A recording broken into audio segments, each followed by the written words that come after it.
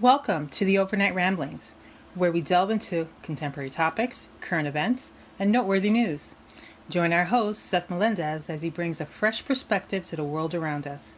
Get ready for engaging and thought-provoking discussions on a range of subjects. You won't want to miss a single episode. So tune in and join the conversation with the Overnight Ramblings. Welcome to the Overnight Ramblings. I'm your host, Seth Melendez, where we delve into contemporary topics, current events, and noteworthy news. Today, we're tackling a topic that affects women around the world: safety in public spaces. Women deserve to feel safe and secure wherever they go, but the reality is that many face harassment, violence in public areas. It's a complex issue that requires a multifaceted approach, and we're here to unpack it all for you. We're going to delve into some information that it's been a lot in the news lately of women being aware and noticing that people are following them. People are now, trying to grab them. Noticed a lot of things with kids being grabbed. And so we wanted to talk about not just women, but, kids also is part of that list. I know women are more than likely to face a lot of the violence that are going on and the abductions and things like that. But kids are, and let me rephrase that, kids and women are the large portion that are going to get grabbed. And I don't know the statistic yet of whether it's more kids than women in general, but there may be some correlation and overlap between the two groups, in the sense that young women and things like that versus young boys. And we know that young men aren't getting grabbed as much, meaning once they hit a certain age. But I would definitely like to discuss those things going forward. And I'll probably reach out to some people after this and maybe do a part two or another podcast on this to really delve into these numbers. Let's look, so the current state of women in public safety, and this is according to a couple of different sources. According to a recent report, 1 in 3 women globally have experienced physical or sexual violence, and nearly 7 in 10 have experienced street harassment. It's ridiculous, and it needs to change. Women and girls are vulnerable to abduction in public spaces and private spaces, because now we're seeing it in supermarkets, we're seeing it in malls, where people are literally targeting and following women into apartment buildings. They are tracking them to homes. Was just looking at a video of one girl. She was actually tracked home, the guy actually followed her. She closed the door, and he thought that she, people sometimes walk into the house and don't lock their doors. He literally was within steps behind her and tried to walk into the house. And I saw that video. And then there's a video of a girl who pulled into her driveway, car following her. And just as she pulled in, a guy pulled up. He opened his door to get out and then happened to see her father kneeling down by another car. Had he not saw the father, he looked like he was going to get out. Because when the video clearly shows, you couldn't see the father from the street. He was on the opposite side of the vehicle working on. So he saw his daughter. He stood up to greet his daughter just as the guy pulled up and his door opened. Then the guy started talking about, "Oh, are you selling that Honda?" or whatever vehicle was. It was a lie. But you could clearly see there was something wrong about it, because she was nervous the minute it happened.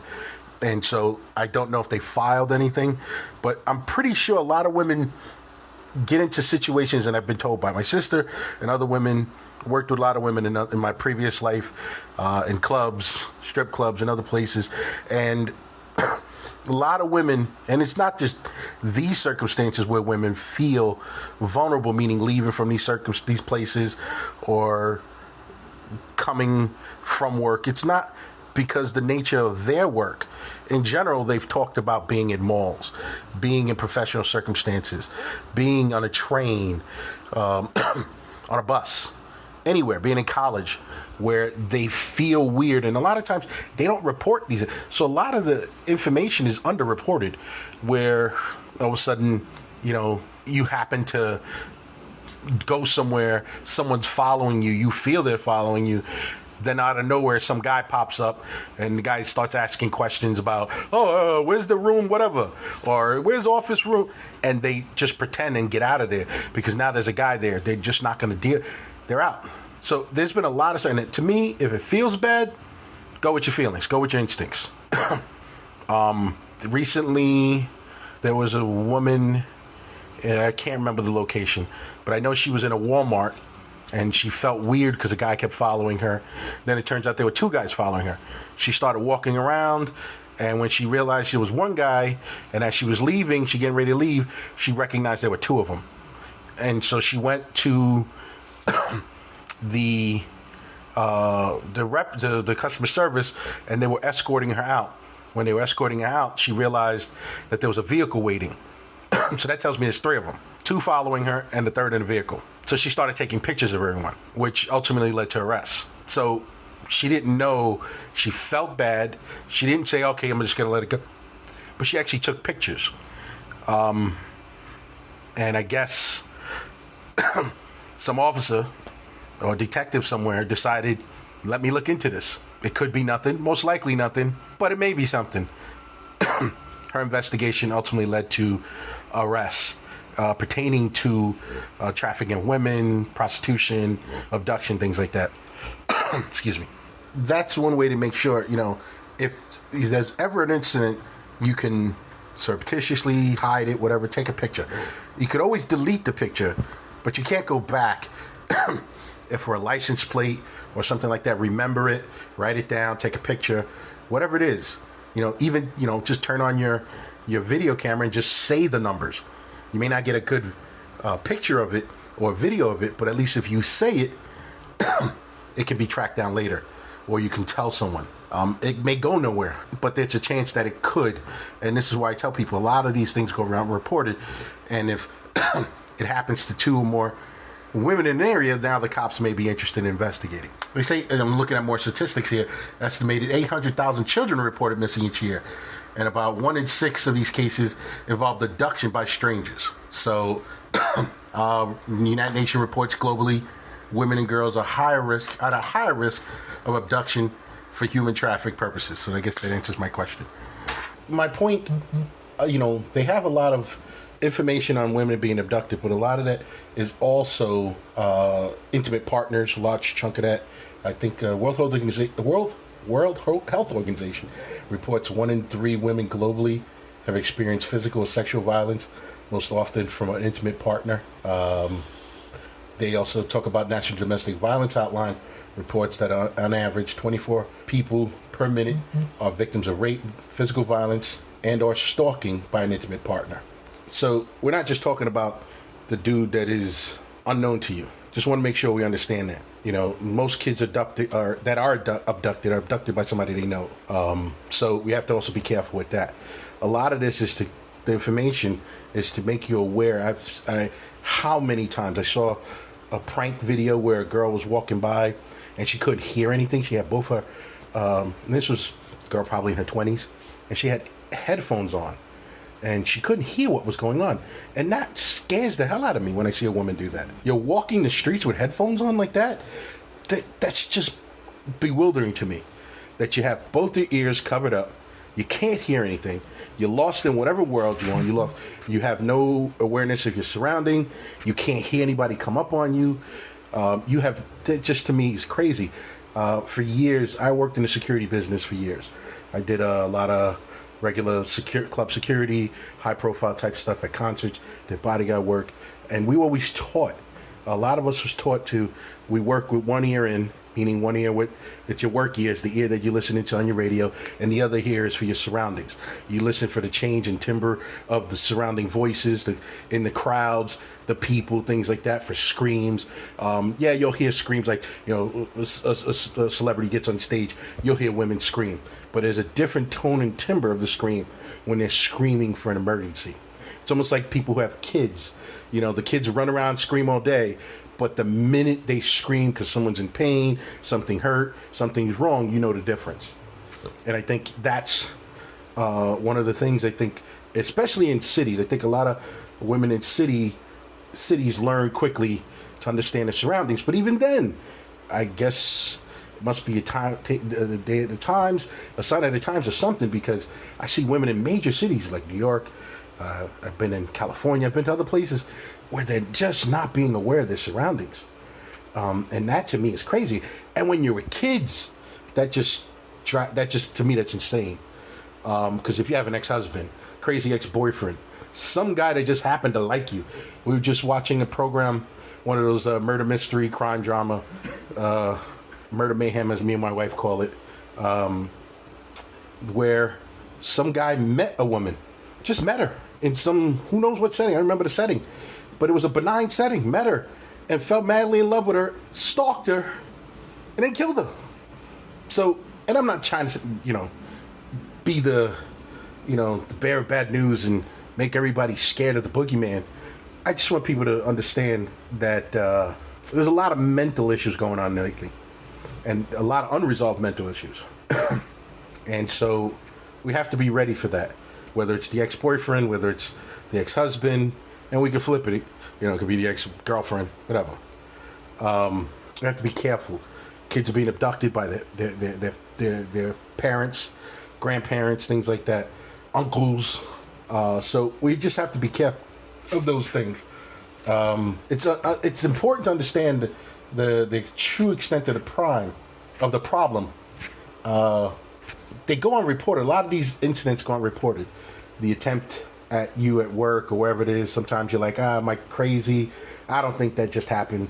Maybe that guy just followed me and I'm just being, maybe he's lost or, whatever the case may be. I always tell people I'd rather be the most annoying person to the police than anyone. What are they going to do? You know what I mean? So a lot of them just need to be addressed because if there are 20 attempts and one abduction or one rape and the cops only know about 3, they may not be able to form any type of knowledge to be able to find this person.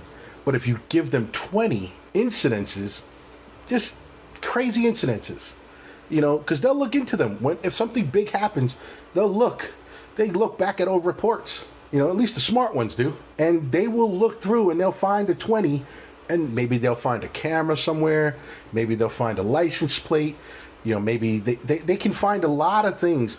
But if you're not reporting it, I don't care how stupid you think it sounds, I'd say report it. It just becomes easier to me if more people report it. And if it's a false reporting, it's a false reporting. Meaning, well, it's not false, meaning it's you have no other, there's no real deep information. They don't have enough detail to go on anything. Okay, so it just goes away. It just sits there in some file and doesn't hurt anybody. However, if they're grouping together, they found a son of Sam because they went over old tickets in an area. Somebody had the bright idea to say, hey, let's look at tickets in the area of the crime. And that's how they found him. His vehicle was ticketed. And a few incidences where the murders happened, his vehicle was ticketed nearby. So that's all I'm saying is be aware of your surroundings, be cognizant if there's an incident, and start taking safe preventative measures. Don't walk around with your headphones on, like both of them. If you put one on, or every time I see guys with it on, it just drives me insane. I don't know how people do it. I can't do it. I'm in the car and I still have to have only one on. I think the only time I ever have 2 on is when I'm home. 2 headsets, 2 of the headsets on and my ear or over my ear or anything like that. I can't. It just drives me insane when I see it. There are some steps you can take to minimize the risk you face. Personal safety tips, such as wear your surroundings, what we just talked about, carrying safety defense tools, and we can go into the whole Second Amendment thing. Some states have it, some states don't. Whatever state that is and whatever training you can get, that's great. The biggest issue I will always say about carrying a weapon is 9 out of 10 times it's not where you need it when the time goes down. Most women have a bag, a purse somewhere, and the purse is usually within 3 feet of them. If something goes down, it's 3 feet away. And the worst thing you want to do is go in to grab a gun when there's a guy within 2 feet of you that can most likely take it away from you. Even Ronda Rousey would have a problem trying to hold on to that weapon. So you have to be cognizant of that type of situation with weapons. There's a lot of statistics on weapons being taken from people and being used against them, men and women. because you don't know when to take it out, when's the right time, what to do. There's a lot of training that goes involved in that. So we're going to move off of that, and we're going to move to other things that are more immediate and things that you can do that, they are audible sirens that bring a lot of attention. A lot of these guys don't want attention wherever they're at. There's audible, like ring. They go into your car ring, your car keys, the car key rings, your house rings, and that's the other thing. My wife, I remember I bought and I put it on the dog leash. There's a pepper spray on the dog leash. So the minute she grabs the dog leash, it's already on there. She has a glass break, which is good for self-defense in the sense that if you're in a car, you can get out. It's on her keys. But a lot of times, women will take the keys and throw them in a bag, and it usually falls on the bottom of the bag. I always recommend, they have the little wristbands, the little wrist things that they have, little curly cues. I can't think of the names. Sometimes they're plastic, sometimes they're material. You find them on Etsy and all over Amazon. But they're wristbands that you can attach things to. I always try to tell you should attach a glass break and some type of self-defense to it. They have a pepper spray and a taser and stuff like that. But once again, tasers depends on your state, your laws, and your municipality. So be careful with that. But pepper spray and tasers, they have. One thing about you have to remember, pepper spray can spray back at you depending on the wind. Can't get in your eyes. Some people are crazy enough where if you spray them in the eyes, they still keep coming. Like it won't affect them as much, as quickly as you need it to. They can still see and they can still attack. Some people, you may not get them in the eyes. With some of the masks and things that they're wearing, they can be protected. I saw a guy, he had sunglasses on. Someone sprayed him in the face. It didn't hit him in the eyes. He turned around and walked away, and then what was on his face basically started, the fumes started rising to his eyes, and then it affected him. But initially, he wasn't affected by the spray. So had he wanted to, he could have continued to come forward and attack and hurt whoever the guy was that sprayed him. He could have done that. But he turned around and walked away because obviously the effect of that and everything, he kind of like, oh, whoa, hold on. And so he turned around and walked away.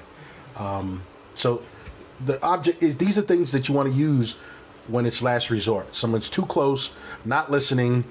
You need to get the hell out of Dodge. And you want to put some separation between you and them. So taser, up close and personal, means you got to touch them. Pepper spray is going to probably be within 30 feet to be effective. Most likely within 10 feet to do any. It's actually probably 10 feet to be effective. 30 feet you can get them because they have some of them that are really good. And those are usually big ones. The small ones are probably under 10 feet to be effective, and probably really effective somewhere between 3 to 5 feet, where you can get them in the eyes, spray them, and you'll get a couple of shots and you'll be able to get out of there. The biggest thing is you want to get some space between you and them. Some type of audible alarm. They have them for keychains. They have them for the wrist chains. I don't know what they call them. I can find, and you can put them on your wrist and not be at the bottom of the bag. Like I said, I put them on my wife's, on the leash, the dog leash. She has some on her keychain, but then I also think the next step is put something on the wrist that you can walk around that has your keys, things like that, in your hand. Because one of the biggest thing for preventing is you go to a parking lot, wherever it is, inside, outside, or on the street, and one of the first thing women start doing is fumbling through their bag, looking for their keys. You are now target. You are now unaware. You're not paying attention. You can get run up on, carjacked, grabbed, whatever it is they want to do. Your best bet, have your keys ready. The minute you get your car, jump in the car, close the doors, turn on the car, and go. Don't start looking at what you bought to eat. Don't look at the bags you bought or clothes. Just put everything in, jump in, close the doors, turn the key on, and go. You can go somewhere else, when you're home or wherever else, but you just want to not give them anyone time to run up on you. That's just my idea of protection. There are apps out there that are panic alarms that will send out audible, signals through your phone, but those things aren't loud enough to really radiate anywhere. And then they also send a signal, they send a text or some type of alert to friends and family. That's great. It's like calling the police. They'll get there, what seconds matter, they come in minutes. You're going to send your husband something, a text, and what if he's in the middle of a meeting or on a call and he's not paying attention to that? Then what? Or you send it to your mother and she's in the middle of showering. Then what? My thing is, those things are great for abduction in a sense. There's a record now. There has a GPS location. Those are things in case something goes wrong. That there's a record now of where you were, what direction you may have gone in, things like that. I'm still trying to make sure that you're alive, not past tense or, we need to find them now. There's a search for you. That's what I'm talking about. The biggest thing is the preventative stuff so that you won't get grabbed and need those type of things. So I know that there are a ton of those apps to prevent it. Also, it gives out your location. Some of them will have an alarm. Some of them will turn on a video camera so that you can point it and then it'll send it off site somewhere. Those are great, taking pictures and things like that. That's another thing. But once again, you'll have to have it in your hands. If it's in a bag, it doesn't help you. You went shopping, you have both your hands filled, and you get to a car. If you have a pepper spray or a taser or even a weapon, if it's in the bag, it helps you not. Because now you have to reach in the bag or the side of the bag, wherever the gun may be or these items are. A lot of guys that carry weapons usually carry on them because of those things. Mm-hmm. And even then, if somebody runs up on you, it's hard to get out in time. So you have to think of those things. So one of the things, is the reason why I say to carry those, they have them with small, mini pepper sprays, tasers, or, and I have the glass break for women who get into vehicles, or you get into Uber or a Lyft, and you're in the back seat and they don't want to open the door. You can always break the window to get out. And so, which has happened to people, they couldn't get out. There was a particular woman that had happened to a while back where it wasn't even an Uber. The guy pretended. She got in the back. Turns out he wasn't. She couldn't get out. She fought, but she couldn't get out. Had she been able to break the glass, then she could have gotten out, jumped out somewhere. It would have been better for her to not go wherever the hell he took her to. So we also, you don't want to put yourself in a bad spot. I've seen people park in places that I would never park. And I'm a big dude. You know what I mean? I'm 6 feet, over 300 pounds. I'm a big dude. And I wouldn't park in certain locations because tactically it gives me no advantage to be there. Too far away from people. If something goes down, there's no one around to help. No one around to alert. You're in a dark area. No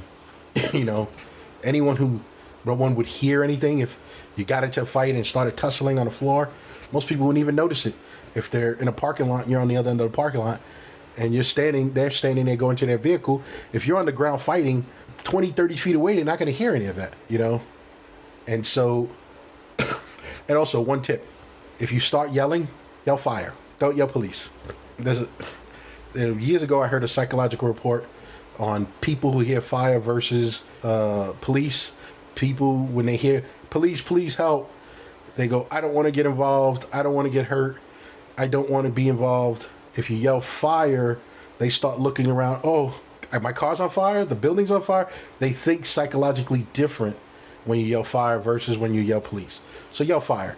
Plus you got, about 8 guys with axes and a bunch of other stuff showing up versus 2 cops. And then the cops will come anyway when you call, and they call fire. So you're backed up anyway. And that's one of the tips I always tell women. Yell fire. You yell fire. If you're in the street, a bunch of people think it might be their house on fire, they're calling the fire department. You yell police, and I think people in New York City and other places, big cities, there's been episodes where a young woman is yelling, help, help, help, please help, help, help, and people have not responded. So it's happened in the past. So one of the things, yell fire. fire, fire, fire, help, fire, and you're going to get a response. Don't be in isolated locations. Back to what I was saying. Don't put your car all the way on the other end because, I don't want anybody dinging it, denting it, because you have to walk all the way over there later. And you may walk over there and it may be a little dark out. It may be overcast. There may be a lot of reasons why the environment changed from the time you left. And so you want to account for that and be aware of your surroundings. Be in well-lit areas. Make sure that where you park, it's somewhere near cameras. Like the malls have cameras. There, if you're in a supermarket, there's usually cameras nearby. Try to place yourself where there are cameras, and that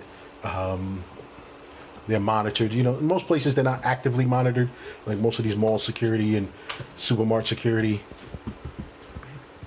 So they may not be a lot of that around, like where the people are not actively watching. So just be aware of that. That if you're yelling and waving at a camera, somebody is not going to come out. So try not to be alone. Be with friends, family, or if you see groups of people, just try to stay with those groups. In parking lots.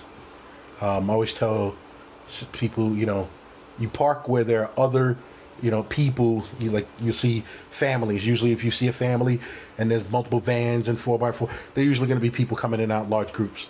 So that's good for you. Be with that so that they're coming in and out, and they're going to be parking in those areas. So back to the technology. There are some technology that can help you.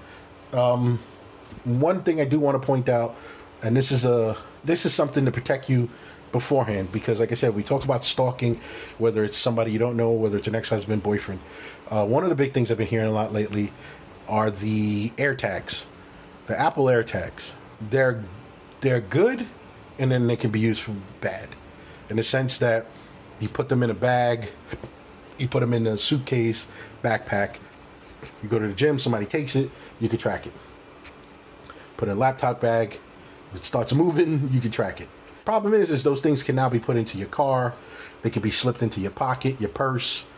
They can be slipped into a lot of places you don't know about, and they can track you now. If you happen to have one of the iPhones, you will get an alert after a while that there's an AirTag in the vicinity.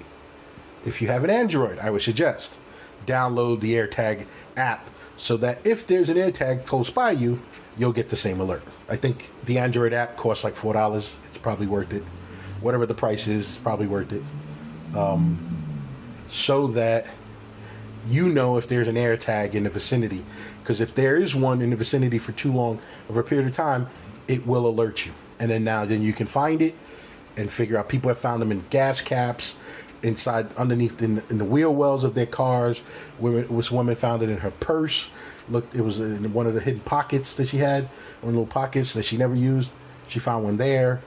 People have found them in weird places within their cars or their coats or wherever else. One woman found one in her sneaker or her shoe. It was actually pushed into her shoe. So the only place she said that they could have did it, they could have done the actual placing of the AirTag in her shoe, was when she was in the gym, because the only time she took off her shoe, because then she put on her sneakers. And so she put it in a locker, and then when she came back and redressed herself, she put on her shoes. So that's the only time she didn't have those shoes on. So then somebody there was putting these things in women's shoes. So they actually dug out a little hole or whatever it is underneath the padding of the shoe and put a AirTag in there and then re-glued it or whatever they did to it and sealed it and then she never noticed it until she got an alert, or her husband got an alert that there was an AirTag nearby, and they started searching and they found it in her shoe. So there are ones that will send out. So back to the personal safety. So if you're ever abducted, there are, or for kids, these are good for kids also. And if you have kids that you're good with technology, or you give young kids phones or things like that, there are, and I know there are a bunch of products out that you can add to kids' clothing. They're wearable, or you can put it on them as a bracelet or a watch. There are little things that you give them that you can put on them that track them and you can get information and updates. So if they go to the park or they go somewhere and they separate from you, you can figure out where they're at. Or if somebody grabs them, you can track it. I know there are a bunch of different products out there, but one of them, the smartphone apps, is Be Safe, Watch Over Me, and Safe Track. Allows you to send out quick safety alerts, share your location with trusted contacts. It's something, if you have a teen or, a wife can do that. Hey babe, I'm heading over to the store, and they can start sharing through this app and things like that, and he can now be aware of where you're going and what's going on. Be Safe has also a wearable device. Revelar Instinct is another wearable device. They could be triggered. You can trigger an alarm with them. You can. It also, you have send alerts to designated contacts in case of emergency. In the home, one of the biggest things I always tell people, and I talked about some of the technology in one of my last podcasts about safety at home, is the cameras. You have the Nest, you have the Arlos, you have the Ring. The more the merrier. Understand that at a little distance, you're not going to get the clarity that you want to get plates and things like that. But at least it's something to have a record of vehicles that are passing through an area or vehicles that are following people, things like that. If something goes down to your neighbor or to someone else, at least you can now have a record to provide police. And someone is abducted, these things can help.